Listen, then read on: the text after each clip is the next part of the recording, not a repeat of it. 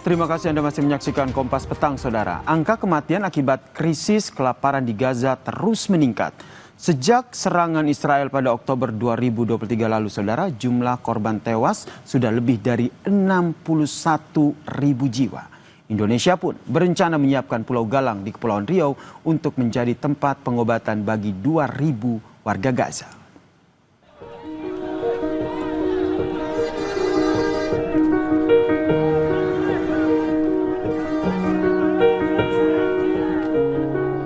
Kematian terus menghantui warga Gaza.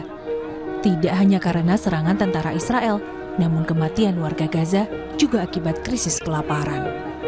Blokade bantuan oleh Israel membuat warga Gaza harus bertaruh nyawa demi mendapat bantuan.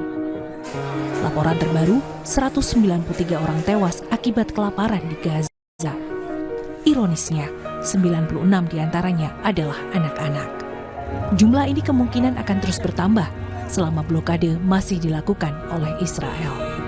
Bahkan, warga Gaza menyebut perjuangan mendapatkan bantuan bagaikan jebakan maut.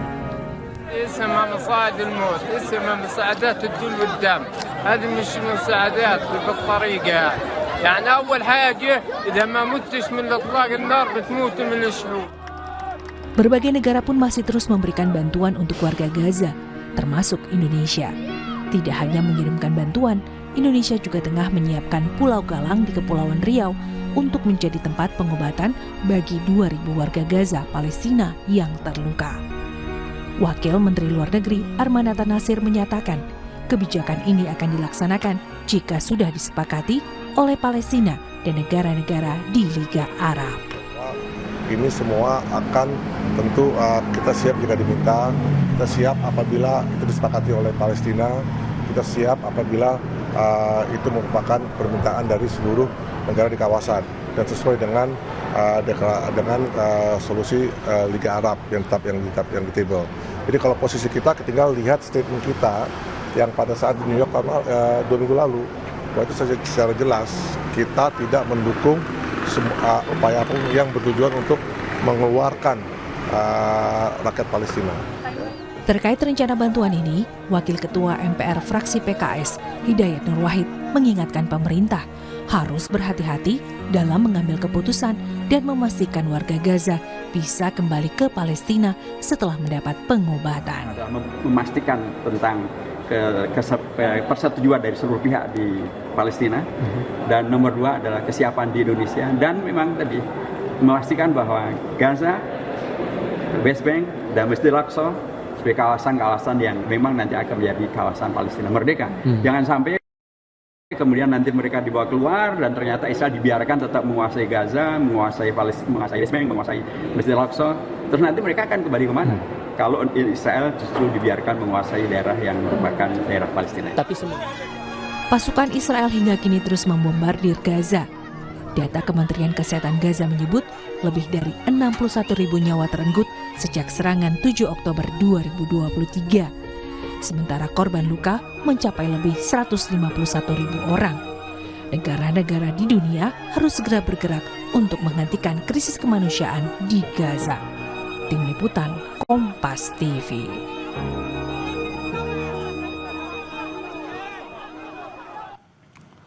Presiden Prabowo Subianto, Saudara, berencana memberikan bantuan pengobatan bagi 2.000 warga Gaza yang nantinya ditempatkan sementara di Pulau Galang, Kepulauan Riau. Kepala Kantor Kepresidenan Hasan Nasbi menegaskan bantuan kesehatan ini tidak sama dengan evakuasi. Nantinya ketika pasien atau korban telah sembuh, maka orang-orang tersebut akan dikembalikan ke Gaza, Palestina.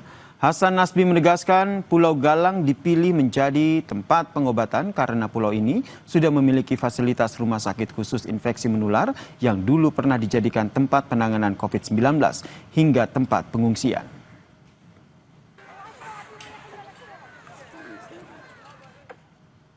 Warga Pulau Galang mendukung rencana pemerintah yang akan menjadikan Pulau Galang sebagai tempat penyembuhan bagi 2.000 warga Gaza, Palestina yang menjadi korban perang dan kelaparan. Ketua RT Kampung Sijantung menyebut saat ini belum ada penolakan dari warga terhadap rencana pemerintah karena dinilai sebagai misi kemanusiaan. Warga dinilai juga terbiasa karena kawasan ini pernah digunakan untuk tempat perawatan saat COVID-19 dan penampungan pengungsi perang Vietnam. Bagi kami masyarakat sini sih sebagai RT 02 sangat mendukung Pak, karena kita membantu orang susah. Karena kami dari dulu Vietnam, dari KI, COVID, ini yang ketiga nih. Dari Palestina Gaza. Mungkin itu yang dapat kami kena tempat ini, bukan kami pula ngasih makan ya Pak, pemerintah yang mengasih. Kami di sini rasa bersyukur lah. Apakah keputusan dari pemerintah dalam menyediakan Pulau Galang untuk membantu pengobatan warga Gaza Palestina bisa menjadi salah satu solusi untuk meringankan penderitaan warga Gaza? Lalu apa yang harus diperhatikan dalam pengambilan kebijakan ini? Kita sudah bersama dengan pakar hubungan internasional dari Universitas Padjadjaran, Tengku Reza Shah. Selamat sore, Bang Reza.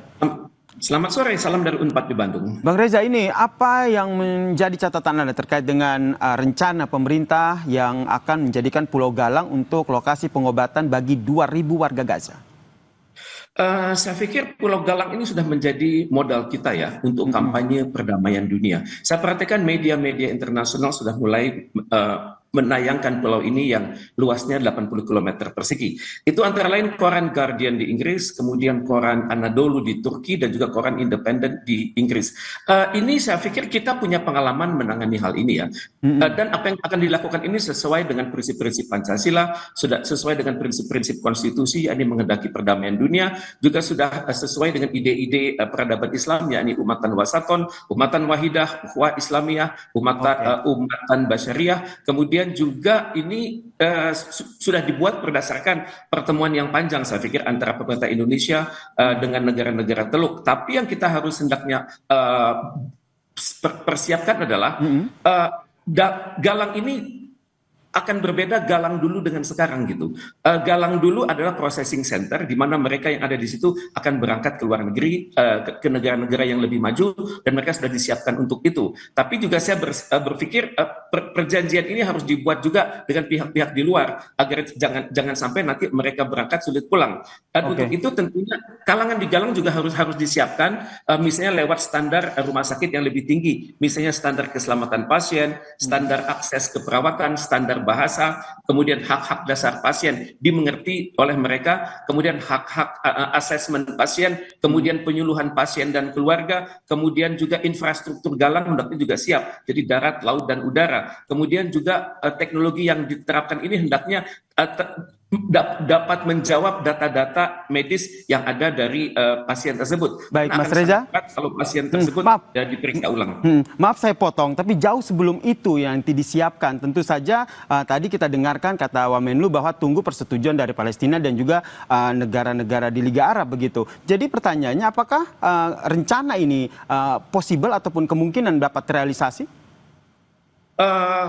Tergantung ya kemampuan diplomasi kita dengan negara-negara Arab, negara-negara OKI, dan juga GNB, dan juga dengan negara-negara yang berada di sekitar Palestina tersebut. Karena jangan sampai nanti persetujuan sudah dicapai tapi Israel mempersulit urusan sehingga memaksa kita berhubungan secara formal dengan Israel. Padahal untuk urusan ini hendaknya kita cukup berhubungan dengan United Nations High Commission for Refugees dan juga berhubungan dengan lembaga-lembaga seperti Palang Merah Internasional. Dan saya sangat berharap lembaga-lembaga di lokal tersebut sanggup berinteraksi dengan Israel tanpa kita membuat keputusan-keputusan yang bilateral dengan Israel, karena ini sesuatu hal yang sangat sensitif.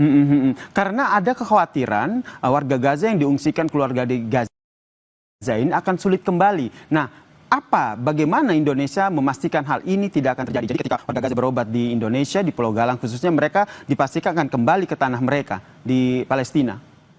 Ya, karena itu, terima kasih. Karena itu persetujuan kita harus mendapat dukungan dari PBB, dapat dukungan dari OKI, dari GNB, dari kelompok Selatan-Selatan, dan juga detail dengan negara-negara di mana para pasien tersebut diberangkatkan, Yordania, Palestina, kemudian Mesir, kemudian Syria, itu juga hendaknya kita memiliki perjanjian khusus. Karena jangan sampai nanti begitu mereka landing, mereka tidak boleh masuk, tapi harus kembali ke tempat penerbangan terakhir, yakni last embarkation. Last embarkationnya adalah Indonesia.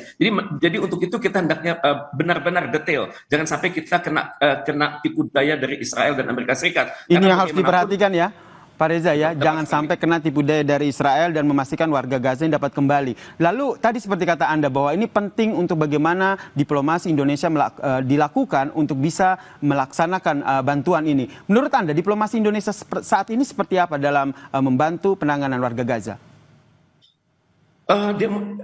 Bantuan kita sudah luar biasa secara diplomatik ya. Kemudian baru-baru ini kita merencanakan pengiriman 10.000 ton beras. Kemudian pada saat yang sama relawan-relawan Indonesia sudah banyak berada di sana. Mereka bergerak di sektor air, mereka bergerak di sektor gandum, dan mereka berinteraksi sangat baik dengan masyarakat setempat. Jadi bagaimanapun juga kita tetap harus berkoordinasi dengan negara-negara lain juga yang bersinergi. Karena jangan sampai bantuan kita itu nanti terhalang di perbatasan. Karena seperti kita ketahui saat ini ada 2.200 kontainer yang sulit masuk ke dalam wilayah Palestina, dan mereka diperiksa dengan sangat detail oleh Israel. Dan untuk itu hendaknya kita mencoba secara tidak langsung berhubungan dengan Israel. Intinya barang-barang Indonesia ini sepenuhnya untuk urusan kemanusiaan.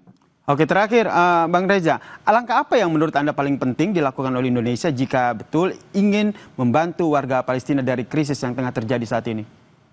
Pertama, kita melakukan kampanye global, berkinerja dengan media-media internasional dan berhubungan langsung dengan masyarakat dunia, sehingga mereka akan menekan pemerintah mereka untuk menekan Amerika Serikat dan Israel untuk bersikap lebih manusiawi. Dan pada saat yang sama, saya pikir pemimpin umat beragama seluruh dunia hendaknya sadar bahwa yang terjadi adalah suatu tindakan kebiadaban oleh Israel yang berpotensi punahnya masyarakat Palestina dari muka bumi. Baik, terima kasih pakar hubungan internasional Teguh Rajasa telah bergabung bersama kami di Kompas Petang dan memberikan perspektifnya. Salam sehat.